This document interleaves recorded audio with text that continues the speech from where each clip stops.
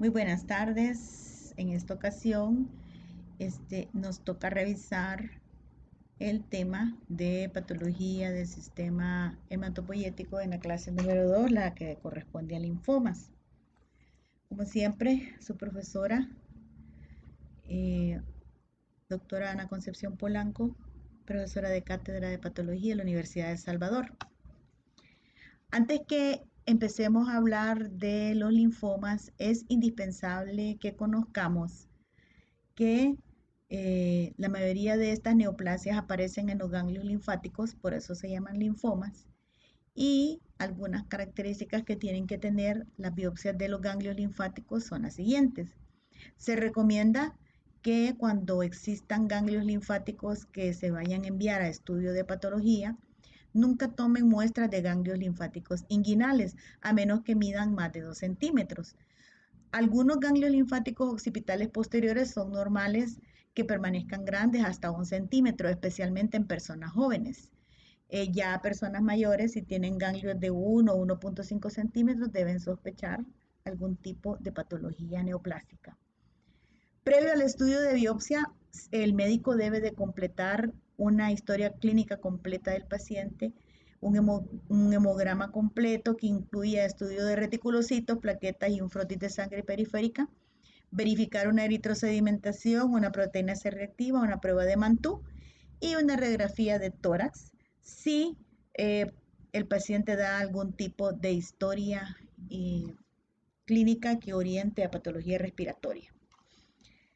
También a estos ganglios les podemos hacer cultivos de tejidos, pero estos deben ser enviados por el cirujano directo al departamento de laboratorio clínico en microbiología. Se recomienda al cirujano que no pellizque el tejido, que no lo arranque tampoco, ¿verdad? Arrancatectomía, y que lo que tienen que hacer es o una biopsia excisional, es decir, que tomen un pedacito del ganglio o hagan una excisional, que tomen el ganglio entero, o que hagan una incisional, que tomen un pedacito. También les pedimos a los médicos que no envíen tejido necrótico porque lo que el patólogo les va a contestar es necrosis, y que para obtener la muestra, para los estudios de rutina que se realizan, deben usar formalina buferizada al 10%. Los cultivos los debe tomar el cirujano en condiciones asépticas de sala de operaciones. Tienen que supervisar de que vayan bien etiquetados los estudios y enviarlos a microbiología, que es laboratorio clínico, no a patología. Cuando ustedes trabajen en estas áreas, ya como empleados, se van a dar cuenta que tienen diferentes objetivos, ambos tipos de estudios, y se llena diferente papelería. Clínicamente, los ganglios afectados por una infección la aumentan de tamaño debido a la infiltración celular y el edema. Por ejemplo, aquí, ¿verdad? Ustedes pueden ver que la niña tiene un ganglio posterior. La mayoría de ganglios posteriores son sugestivos de que no son probablemente neoplásicos, no es cáncer, ¿verdad? Y obviamente aquí la niña lo que tiene es un fenómeno inflamatorio severo, ya sedado, ¿verdad? Ya fluctúa probablemente, se ve hinchado, y entonces la infección se extiende a la piel y aparecen fístulas. Aquí está el ganglio representado con distintos cortes que hay que hacerle para un pedacito para microbiología, un pedacito para patología, un pedacito para biología molecular, un pedacito para citometría de flujo, porque son todos los abordajes que se les hacen a estos ganglios. Aquí tienen una fotografía macroscópica de un ganglio obviamente neoplásico, véanlo, es grande, miren los cortes, y está como encapsulado. Y los ganglios normales no son así, los ganglios normales son más pequeños, mide aproximadamente 5 centímetros. La morfología histológica normal de un ganglio es esta que observan aquí. Corresponde a la cápsula, ¿verdad? Con una corteza y una médula, y la corteza va a estar constituida por los folículos linfoides. Y luego aquí, en medio de los folículos linfoides, van a pasar las trabéculas fibrosas. Alrededor de los folículos linfoides van a estar las zonas paracorticales, entonces quiere decir, aquí viven los linfocitos B, en los folículos linfoides, y afuera, en las zonas paracorticales, viven los linfocitos T. Ya pasando al tema de linfomas, vamos a verificar que las proliferaciones neoplásicas de los leucocitos se dividen en linfoides, mieloides e histiocytosis. Los procesos proliferativos malignos son las enfermedades más importantes de los leucocitos. Y pues en las neoplasias linfoides el fenotipo de la célula neoplásica se parece mucho a la de un determinado estadio de la diferenciación normal de los linfocitos. Por lo tanto, leucemia la vamos a usar el término para cualquier tipo de neoplasia que realice una afectación extensa de toda la médula ósea, y linfoma como un término más utilizado para definir la presencia de tumores de origen hematopoyético en los distintos órganos. Es así como las neoplasias mieloides, el día de ayer veíamos algunas de estas, las leucemias mieloides, ¿verdad? Originadas en las células madre hematopoyéticas que dan lugar a células de estirpe mieloide, eritroide, granulocítica, trombocítica. Entonces de estas vamos a ver tres grupos: agudas, síndromes mielodisplásicos y síndromes mieloproliferativos crónicos. Por último, la histiocytosis, que no son verdaderos linfomas, pero son lesiones proliferativas de los histocitos que comprenden neoplasias raras que se manifiestan clínicamente como linfoma. Por eso es la importancia de que se verifique un estudio de estos tejidos. Los histocitos se encuentran en muchos órganos y tejidos conectivos: el vaso, los ganglios linfáticos, los alvéolos, las amígdalas, las células de Kupffer, las cavidades serosas, las mamas, la placenta, el cerebro. La histocitosis implica la presencia de un número anormal de histocitos y puede afectar además los pulmones, los huesos y el sistema linfático. ¿Cuál es la importancia de que medio veamos, aunque sea una diapositiva referente a la histocitosis? Es que las histocitosis suelen ser diagnóstico diferencial de los linfomas. ¿Cuáles son los factores que causan las vías patogénicas en las neoplasias de los leucocitos? Bueno, se ha visto que muchos de estos factores están referidos a translocaciones cromosómicas que pueden ocurrir de nuevo o que sean adquiridas, a factores genéticos y hereditarios, por ejemplo, la posibilidad de que uno desarrolle leucemia aguda si tiene, por ejemplo, un síndrome de inestabilidad del genoma, un síndrome de Bloom, una anemia de Fanconi, una ataxia telangiectásica, un síndrome de Down o una neurofibromatosis de tipo 1.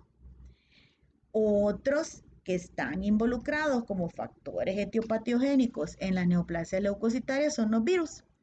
3 virus son los que están involucrados como agentes causales de leucemia. Pregunta de examen. Estos son el virus HLTB1, que es el virus de la leucemia de células humanas; el virus del Epstein-Barr, que en un 30 a un 40% causa el linfoma de Burkitt; y los herpesvirus del sarcoma de Kaposi o herpesvirus humano 8. Son los 3 virus involucrados. La estimulación inmunitaria crónica se ha visto en pacientes que presentan linfomas de células B gástricos asociados a presencia de Helicobacter pylori, una gastritis por Helicobacter pylori. Aquellos pacientes que tienen enteropatía por sensibilidad al gluten hacen linfoma de células de T intestinales. Y los que tienen infección por VIH, ya sea pueden presentar también algún tipo de linfoma, más que todo es célula B. Hay factores iatrogénicos como radioterapia o quimioterapia que se usan como tratamiento. Aquí en el Hospital Bloom tuvimos un caso de un linfoma de cerebro en un paciente de 17 años que a los 2 años y medio de edad tuvo una leucemia, y en el tratamiento de leucemia se les da radiación al sistema nervioso. Entonces, el paciente se salvó de la leucemia linfoblástica, pero a 15 años después le apareció el linfoma y falleció. El tabaquismo. El tabaquismo es otro factor etiopatogénico mencionado en producir leucemia mieloide aguda, y la exposición a los carcinogénicos como el benceno por el tabaco. Como explicaba yo el día de ayer en la clase de leucemias, las clasificaciones, cómo clasificar estas enfermedades es controversial.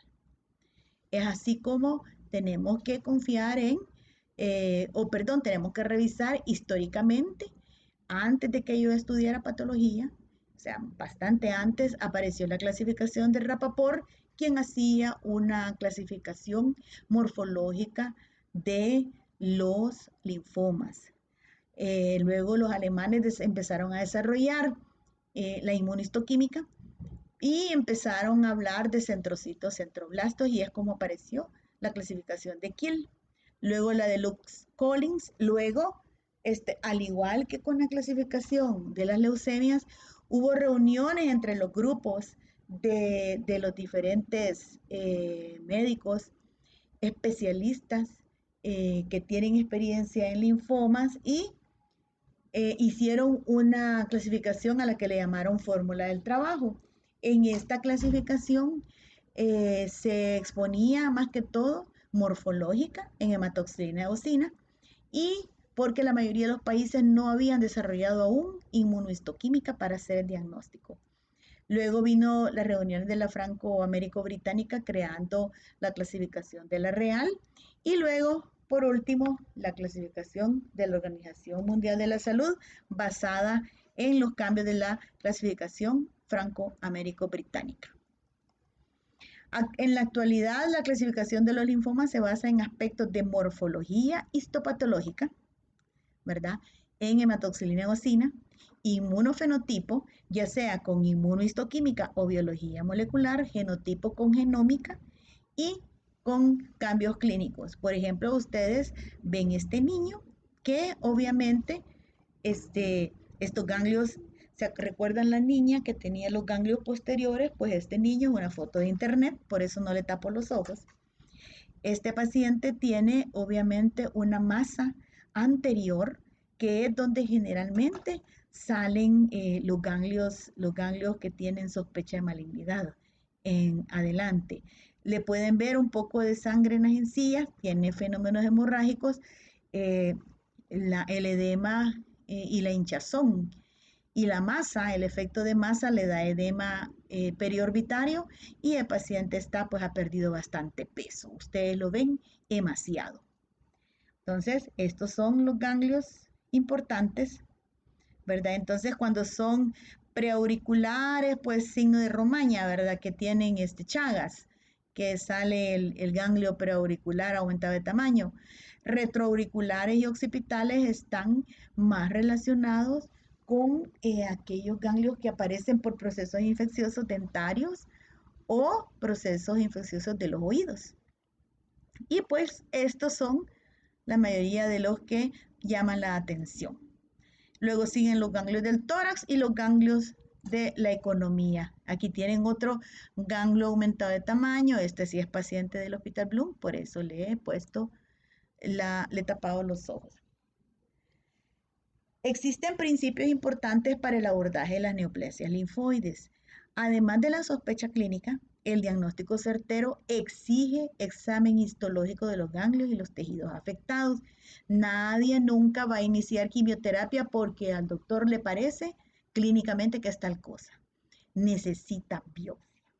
Tradicionalmente malignas, estas neoplasias muestran un comportamiento variado. El aspecto a veces, el patólogo dice aspecto bien diferenciado, pero son unos tumores que no responden a quimioterapia y en cambio hay otros que no se sabe qué son y son rápidamente mortales, pero a veces estos rápidamente mortales responden mejor a quimioterapia. La inmensa mayoría de las neoplasias linfoides se originan en las células B, al igual que las leucemias. Casi todas las demás, el 15%, van a ser células T, natural killer o de histiocitos.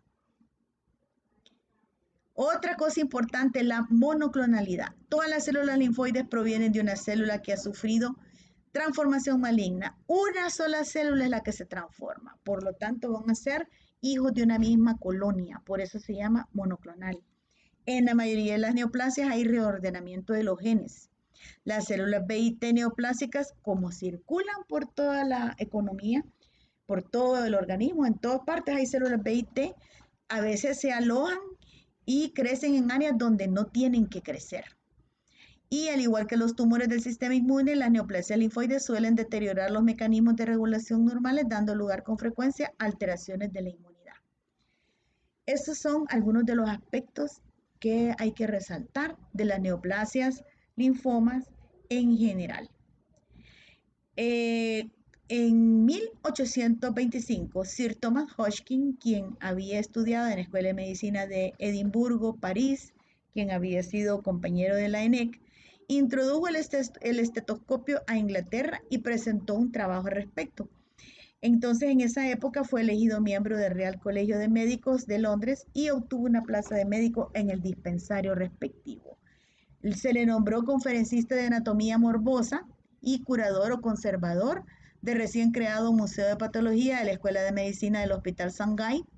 Hacía 100 autopsias anuales y fue uno de los primeros en describir la insuficiencia aórtica y señaló sus características clínicas y los hallazgos necrópsicos. Posteriormente, Sir Richard Bright y Thomas Addison hicieron estudios también respecto a la enfermedad que Sir Thomas Hodgkin había descrito y en 1832 Sir Thomas Hodgkin publicó este libro, On Some Morbid Appearances of the Absorbent Glands and Spleen, en el Medico-Chirurgical Transaction, que recogía 2 sesiones celebradas en enero de 1832 en la Sociedad Médico-Quirúrgica, en las que Hodgkin, en esta publicación, presentó 10 casos, de los cuales él los presentó, los reunió porque tenían características parecidas en cuanto a presencia de tumor, tamaño del tumor, características clínicas del paciente, de lo que se podía estudiar en aquella época. Y posteriormente esos casos han sido estudiados y no todos eran linfomas a los que él le puso su nombre de Hodgkin. Entonces aquí, más que todo 6 casos él los había visto en el Shanghái, un 7º que se lo pasó Robert Barcel y luego había añadido otros 3 para hacer los 10 casos.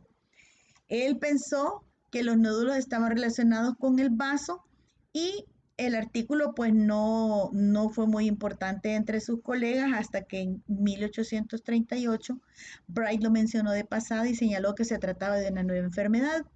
Y en 1856 Wilkes, que también fue conservador del museo, publicó el sí 45 casos que se parecían a estos y en su honor este autor lo denominó enfermedad de Hodgkin.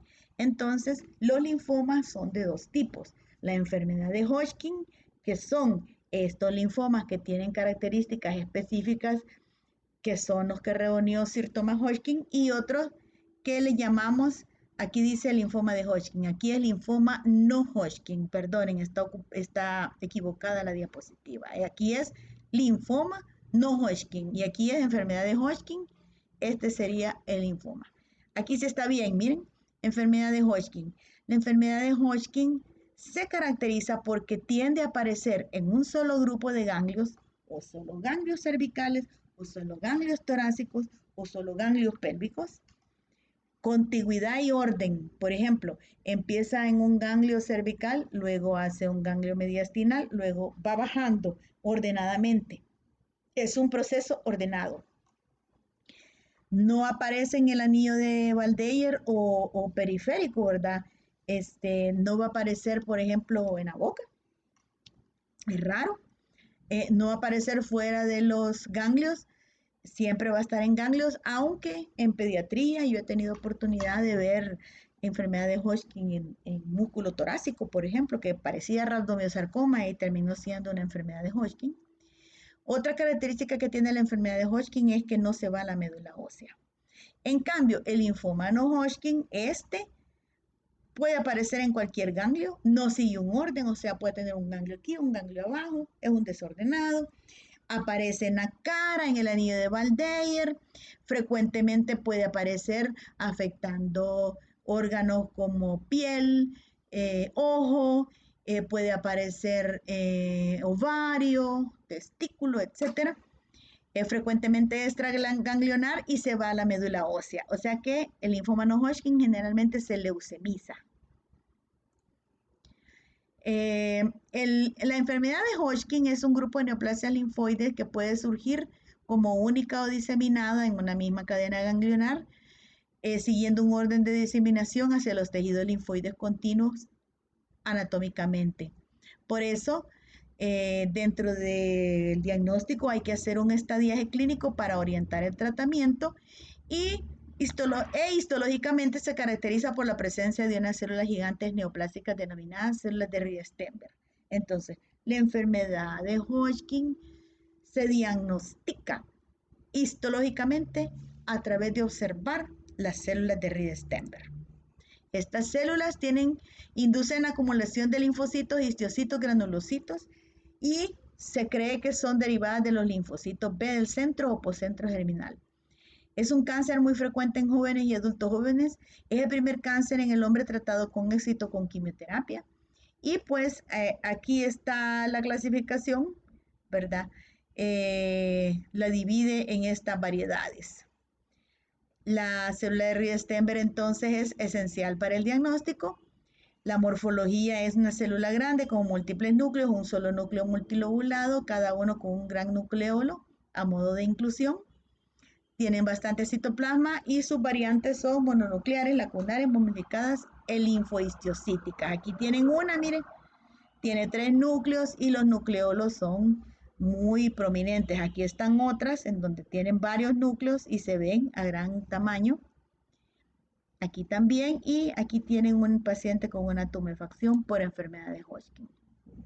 Es decir, en enfermedad de Hodgkin, primero empiezan los ganglios regionales, luego se va al vaso, luego se va al hígado y luego por último a la médula ósea. Cuando la enfermedad de Hodgkin debuta en la médula ósea, tiene mal pronóstico.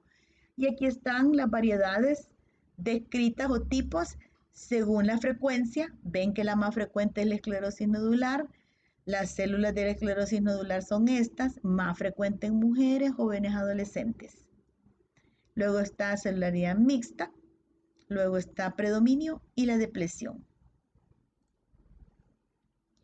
Entonces las neoplasias linfoides malignas más frecuentes en adultos jóvenes van a ser la enfermedad de Hodgkin. Las células tumorales van a ser CD15, CD30 y CD45 negativas, CD15 y CD30 positivas y CD45 negativas. La acumulación es en respuesta a citocinas secretadas por la interleucina 4, 5, factor de necrosis tumoral y el factor de crecimiento de clonas GM, además de el factor de transformación de crecimiento beta o factor de necrosis tumoral beta. La interleucina 5 está relacionada con que recluta eosinófilos, entonces el paciente como que ha tenido una reacción alérgica o una parasitosis, tiene eosinofilia tisular. Son células aneuploides y muestran marcadores de superficie, ¿verdad? Para complejo mayor de histocompatibilidad clase 2B7. 40% pueden presentar infección por virus del Epstein-Barr y en la celularidad mixta se cree que esto sube del 60 al 70%. Estadios 1 y 2 tienen pronóstico favorable y hay sobrevida a 5 años en el 90%. Si alguien se hace el diagnóstico de una enfermedad de Hodgkin a esta edad, generalmente va a ser una esclerosis nodular y va a tener un buen pronóstico. Pero ¿qué pasa? Son capaces también de realizar un segundo cáncer como un síndrome mielodisplásico, una leucemia mieloide aguda, cáncer de pulmón, cáncer de mama, cáncer gástrico, sarcoma y melanoma maligno. Ann Arbor propuso los aspectos de estadiaje para que uno dijera, por ejemplo, cuando ustedes ven si la enfermedad está en estadio 4, la enfermedad es difusa o diseminada, o si aparece en una sola región. ¿Cuál es la importancia del estadiaje? A mayor estadiaje, peor pronóstico. Eso es lo importante. Si aparece en un estadio temprano, como un estadio 1, el pronóstico de este paciente, o sea, la sobrevida que este paciente va a tener va a ser mejor que aparezca en un estadio avanzado. También el estadio A va a corresponder a si hay ausencia de síntomas y el estadio B a si hay presencia de síntomas. ¿Y cuáles son los síntomas? Sudores profusos nocturnos, pérdida de peso no explicada y fiebre. Por otro lado, los linfomas no Hodgkin comprenden las leucemias linfocíticas, las neoplasias de células plasmáticas y los linfomas no Hodgkin. Entonces los vamos a clasificar como neoplasias de precursores de células B inmaduras, de células B periféricas maduras, de células T inmaduras y de células T periféricas y natural killer maduras. Esto lo vimos el día de ayer, ¿verdad? Que son las leucemias, pero también se puede presentar como linfoma. El linfoma linfoblástico pues va a ser generalmente, al igual que en la leucemia, un niño entre los 4 y 11 años, con una gran fiebre que empieza a tener un montón de ganglios, hepatoesplenomegalia y presenta blastos en sangre periférica. 90% de las leucemias tienen alteraciones numéricos estructurales. Las de buen pronóstico van a tener hiperdiploidía. Ayer hablábamos de esto, del índice de DNA. Si tienen la translocación 12-21, es fenotipo de células B precoces y es de buen pronóstico, pero si tienen el cromosoma Filadelfia, que es la translocación 922, estas van a ser de mal pronóstico. Un 5% de los linfomas, de las leucemias y linfomas linfoblásticos de células pre-B es cromosoma Filadelfia positivo. Y hasta en un 25% en el adulto. Por eso muchas veces cuando en un niño se hace un diagnóstico de leucemia o linfoma linfoblástico, viven mejor, tienen más sobrevida a que lo hagan en un adulto. Existe la translocación de la banda Q23 del cromosoma 11 o gen MLL que aparece en niños de menos de 2 años. Esto se asocia a fenotipo de células pre-B precoces, es de mal pronóstico y es la translocación más frecuente en los pacientes con síndrome de Down. También ustedes vean una leucemia o un linfoma en un niño adolescente y es de células pre-T, ¿verdad? Mediastino, tienen mal pronóstico. Aún con trasplante de médula ósea, que ustedes saben que es un tratamiento que aquí no se hace en el país. Luego esto ya lo mencioné, no lo voy a repetir. Los marcadores pronósticos favorables también aquí están, no los voy a repetir. ¿Verdad? Imagínense trasplante halogénico de médula ósea, ¿cuándo vamos a tener trasplante? Luego está la neoplasia de células B periféricas, leucemia linfocítica crónica, linfoma linfocítico de células pequeñas. ¿Por qué les pongo el dibujo? Porque aparece en la tercera edad. Y es la leucemia más frecuente en adultos en el mundo occidental, la leucemia linfocítica crónica y los linfomas en adultos. Si ya el paciente debuta con una cifra alta de linfocitos, tiene mal pronóstico, es más frecuente en varones, más o menos de 60 años, que cuando ya están en el momento del diagnóstico, pues ya está muy avanzada la enfermedad, las translocaciones cromosómicas son raras, el pronóstico depende del estadio clínico, ¿verdad? Si es detectado tempranamente, pues el paciente va a tener una mejor supervivencia, pero los pacientes con una carga tumoral alta viven poco. En cambio, si tienen carga tumoral mínima, suelen vivir 10 años o más. Y recordemos que como les dan quimioterapia, pues son susceptibles a infecciones bacterianas. Hay descritas de estos linfomas formas histológicas agresivas. Una es si tienen transformación prolinfocítica y la otra es si se transforman en un linfoma difuso de células B grandes o síndrome de Richter. Luego, los linfomas hay dos especiales, uno asociado a inmunodeficiencia, que es una inmunodeficiencia grave de células T con infección por virus del Epstein-Barr, y un linfoma de células grandes de las cavidades corporales, que está más asociado a una infección avanzada por el VIH. Estos pobres pacientes, además de tener su VIH, adquieren un linfoma. Este otro tumor, los linfomas de Burkitt, son frecuentes en nuestro medio, corresponden a la clasificación de las leucemias linfocíticas L3 y existen las siguientes formas: africano endémico, esporádico no endémico, VIH agresivo. El inmunofenotipo de células B relativamente maduras expresan IgM, CD19, CD20, CD10 y BCL6. Genética molecular y citogenética. Hay translocación del gen CEMIC del cromosoma 8.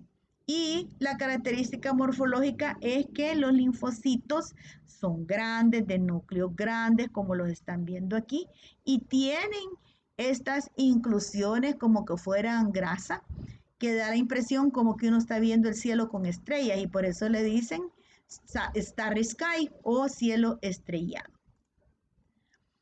Todos los Burkitt africanos presentan una infección por Epstein-Barr.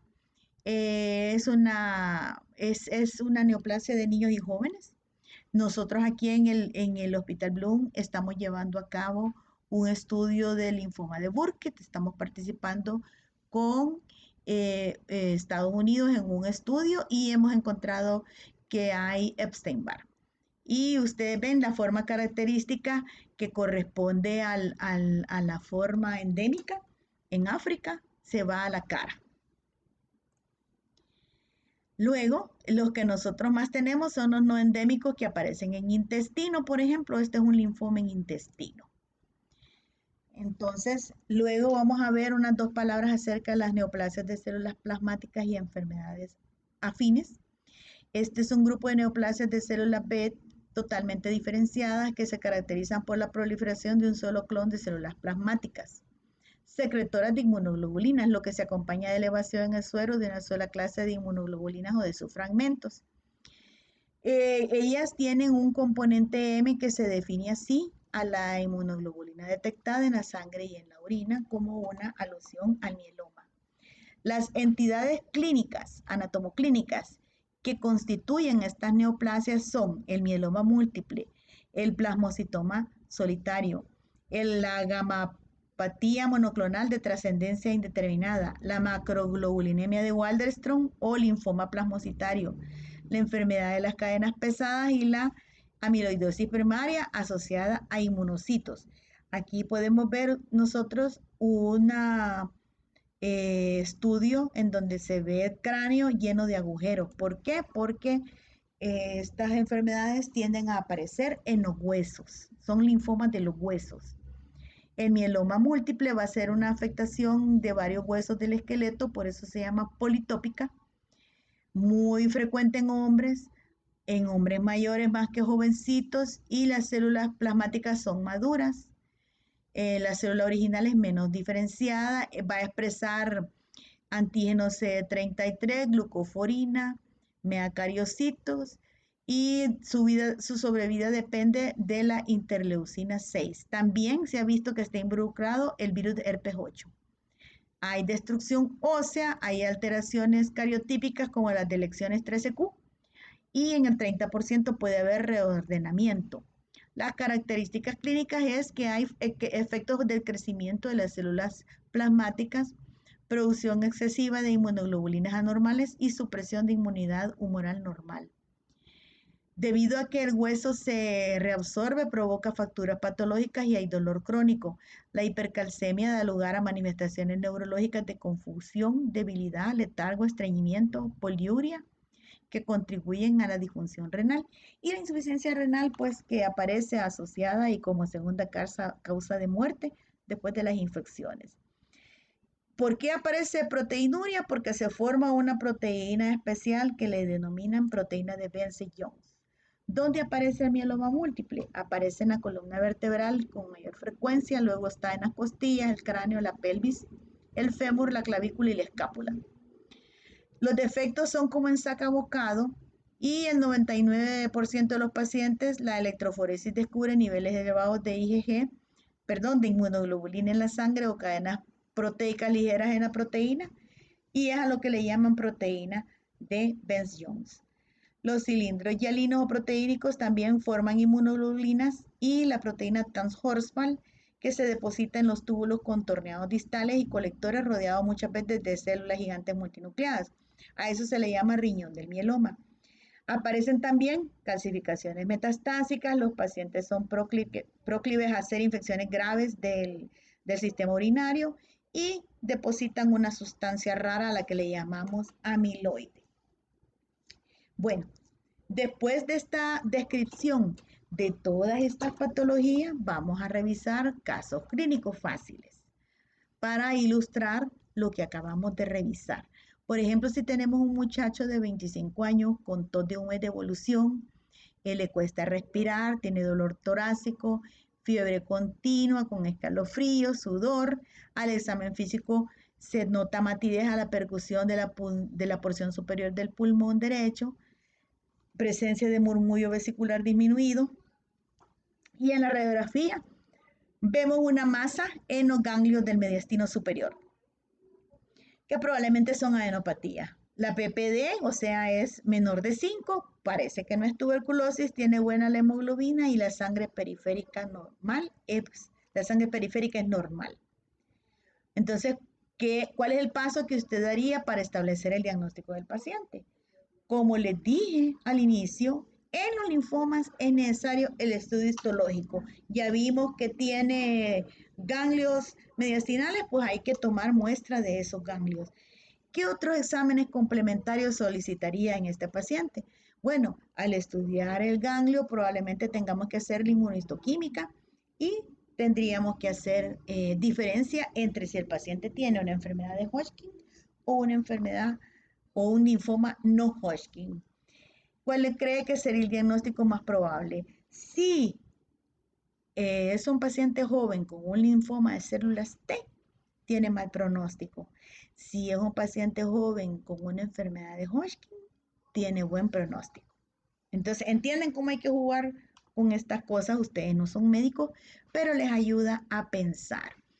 Aquí tenemos un señor, vaya, ya con esto, 65 años, disnea de esfuerzo, se cansa rápido, tiene una hemoglobina baja, tiene leucocitos bien elevados y reporta priapismo. Muchas veces la elevación de los leucocitos puede provocar que los cuerpos cavernosos del PNC, ¿cómo se llama? Se dilaten y tengan una erección prolongada. Entonces, no siempre una erección prolongada va a ser señal de algo bueno, ¿verdad? A esta edad y con este problema, probablemente va a tener una trombosis debido a un linfoma. Y el cuadro observado corresponde, puede ser leucemia, pero también puede ser un linfoma. ¿De qué tipo? Linfocítico crónico. ¿Qué examen ayudaría? Biopsia de ganglio o aspirada de médula ósea. ¿Cuál es la sobrevida? Si tiene 114,000 células, tiene una carga neoplásica bastante alta, entonces tiene mal pronóstico. Y este tipo de neoplasias sufren transformaciones, sí, ¿verdad? Presentan 2 transformaciones. Luego está esta señora de 65 años, ella tiene fractura patológica de los huesos, tiene tos, edema de tobillos ascendentes, palidez progresiva y tiene pielonefritis, que es lo que acabamos de revisar. Además de eso, tiene lesiones en sacabocado, en fémur y en la cabeza. Entonces, creatinina es alta. Entonces, estamos hablando de un mieloma múltiple. Y por último, esta es una niña con un linfoma de Burkitt. ¿Por qué? Es una niña que tiene todo este cuadro clínico debido a que hay una masa ovárica que ocupa casi toda la cavidad y se acompaña de otras masas circundantes. Entonces, la etiología más probable es un linfoma. El examen indicado, una biopsia, quitar ese ovario y estudiarlo. Hay que hacer aspirada de médula y biopsia de médula, porque la mayoría de las enfermedades del linfoma de Burkitt se leucemizan, o sea, mandan células malignas a la médula ósea. Si quitamos la masa completamente y el paciente no presenta complicaciones, le dan una terapia agresiva, el paciente tiene muy buen pronóstico. Espero que esto les haya mostrado un poco yo he hecho un resumen bien superficial de lo que ustedes pueden ver asociado y que les sirva para su práctica. Tengan muy buenas tardes y muchas gracias.